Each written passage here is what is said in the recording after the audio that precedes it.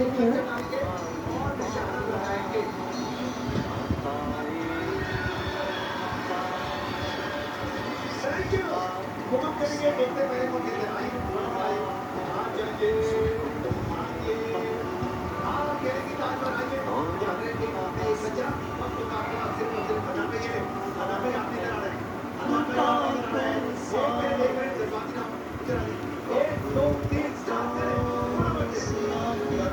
है तुम्हारे पापा की तबीयत अच्छी लग रही थी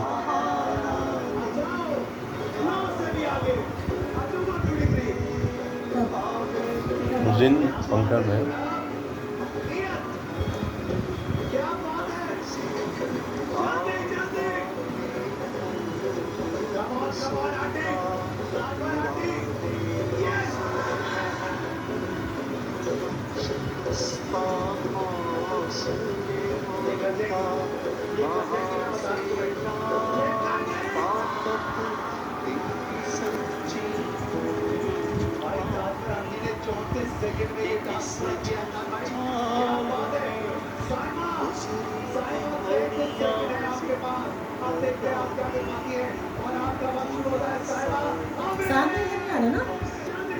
दोस्तों के साथ बैठे हुए भाई, स्टेज पे आके काम नहीं कर रहे हैं कोई।